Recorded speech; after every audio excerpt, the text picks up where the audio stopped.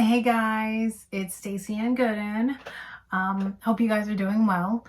Today I wanted to talk to you about some of the myths that I've learned over the years when it comes to 4C hair. Now, I've been on this natural hair journey for many years, since 2012 to be exact. I started on my natural hair journey. February was when I had my last relaxer, and I haven't looked back ever since. But throughout that process and throughout these years, I've been learning about my hair, what it likes, what it dislikes. And of course, like many naturals, I have sought some help from the natural hair community, whether it's on websites or even YouTube. You know, I've come across so many different tutorials to kind of help me along the way, and some have been very helpful and others not so helpful. And a part of the reason is because of just being a 4C natural, okay? It's just not, I don't know, however you want to slice it, dice it, it's just not the same. And with that in mind, I wanted to go over some of the myths when it comes to 4C hair. And I think this is not to, I hope this just doesn't come across the wrong way, because these myths have kind of helped me in my journey. Knowing this has helped my hair growth tremendously, right? So if you are starting your journey, or you're midway, or if you spent years trying to figure this thing out, hopefully this can help you. But before I get started, I want you, if you can, please subscribe to this channel and give it a thumbs up. I'd really appreciate it. A wash and go on 4C hair, to me, it just doesn't work. Not that it doesn't work. Anyone could do wash and go, right? But it's what happens to your hair when you attempt to do a wash and go and you're 4C. I don't care what anybody says. It's just not going to come out right. It's just not going to come out the same. I've seen some 4Cs, and first thing I wanted to do when I became natural, I thought, okay, surely I can do this, right? I can do this wash and go. Maybe my hair will curl like that. The problem is that I was looking at YouTube videos of type 3 hair naturals doing a wash and go. Hair will curl right up, right?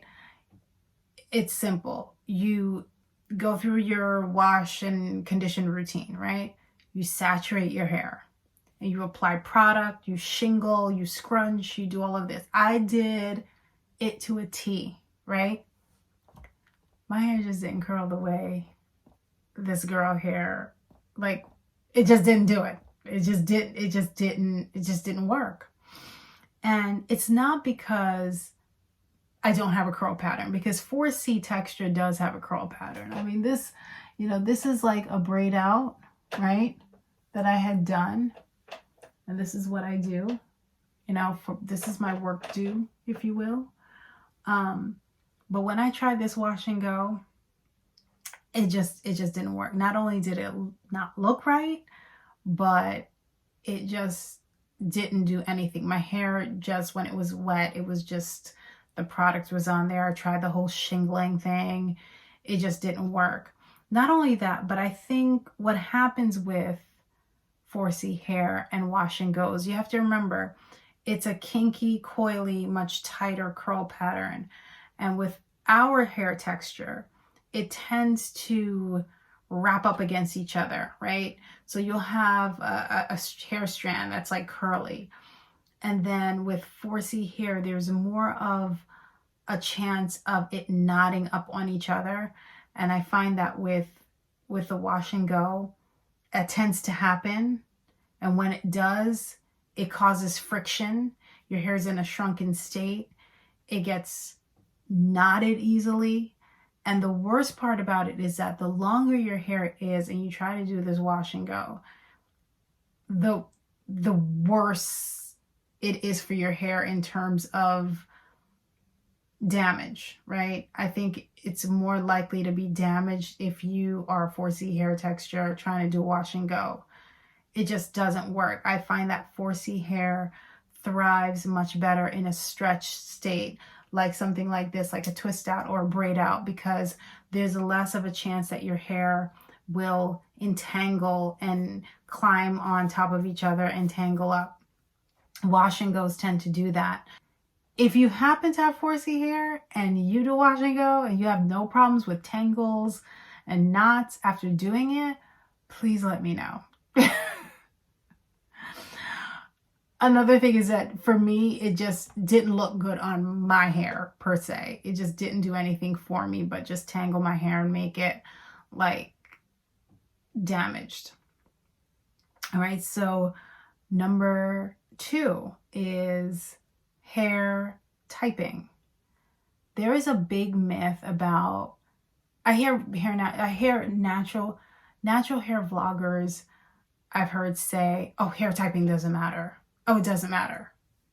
It doesn't matter what hair type you have. It's all about, like, some people say, oh, it's all about porosity. It's all about, no. Hair typing does matter. Big time. It matters. And I'll tell you why. When I first started becoming natural, I logged into my YouTube account, pulled up a YouTube video, and there's this girl with like 3A, 3B, whatever, 3C hair. And she's styling her hair and she's using all these products and everything like that. I went out and bought the products. Did my hair like she did. Didn't work. 4C hair does not react the same to products of different hair types. I particularly like to watch videos and consult websites where I see someone with, may not be the same texture, but a similar texture to my hair, particularly 4C hair. If I see someone using certain products on their hair and it's 3A, 3B, chances are those products will not work for me. Same thing with tools. Tools may not work well for me.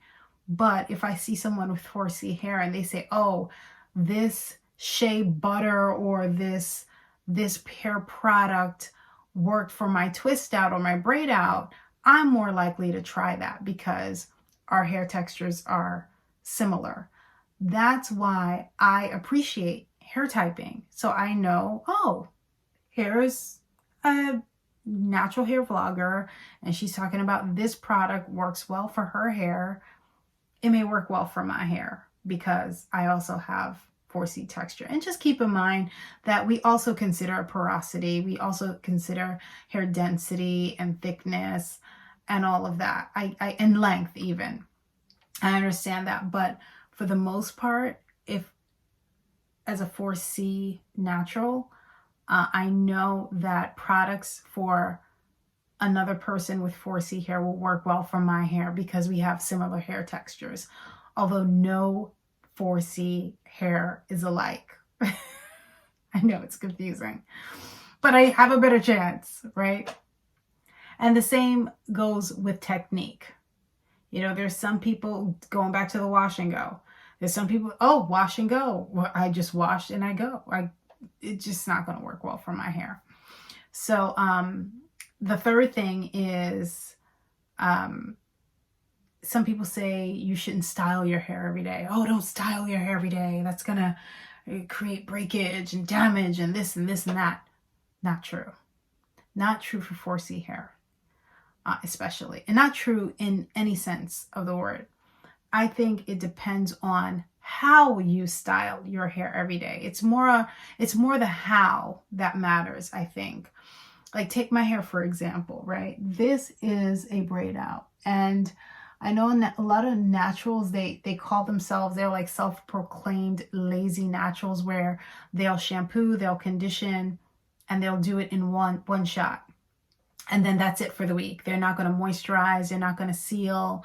They're not going to style. They're not going to do anything. They're just going to put on a satin bonnet at night or pineapple their hair and then just go and just shake in the morning. They just shake their hair in the morning and fluff and go. I can't do that. My hair is not going to look like this if I just pineapple. That doesn't work. The whole pineapple thing doesn't work for my hair. Maybe as it grows longer. And real quick, going back to wash and goes, if you do have a TWA and you're 4C, you can do a wash and go. It'll be fine. It just will work because you have a teeny weeny afro. But the longer your hair grows, forget it. It's just not going to work. Anyway, I digress.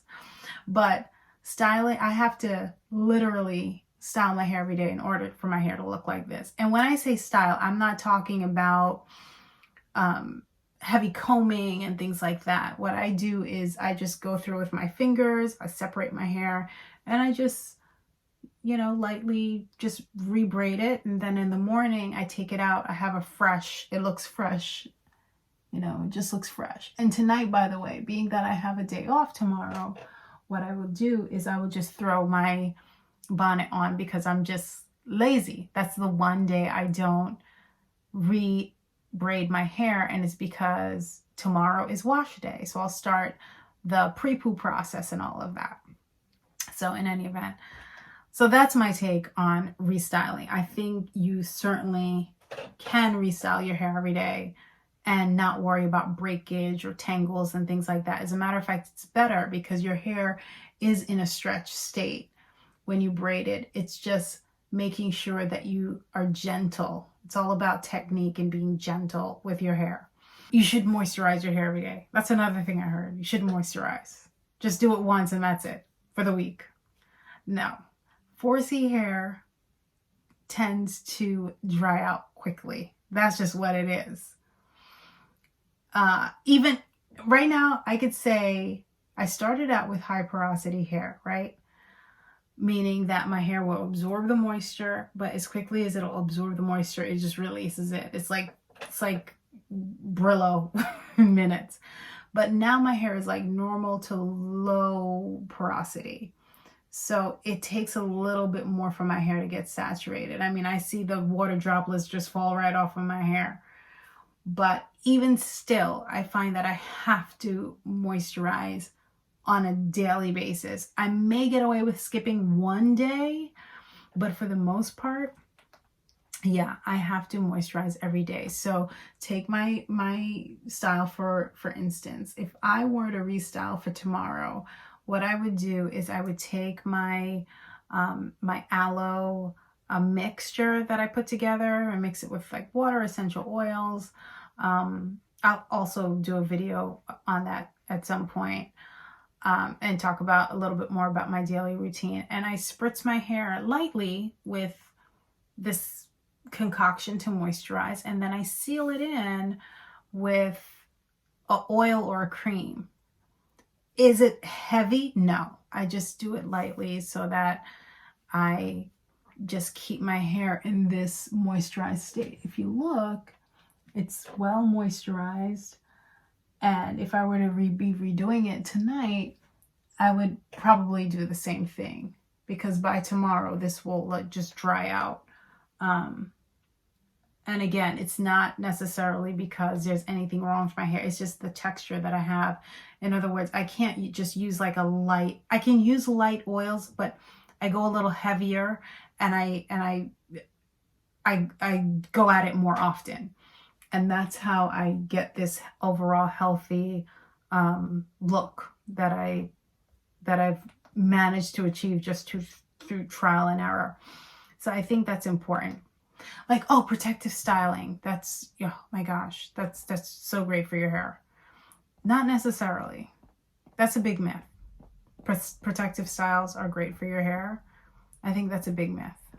And it also depends on your hair texture, your hair type, and all of that. For instance, right? When it comes to braiding your hair, you braid it too tight, you have all this tension, alopecia happening. I know I've had it throughout my journey when I decided to start wearing wigs, and it was not good. So my big thing is it's important to, when it comes to that, I think it's important to just be mindful. If you're, for instance, gonna do braids, right? Just know what your hair can handle. My hair in particular cannot handle a lot of braiding. You just can't.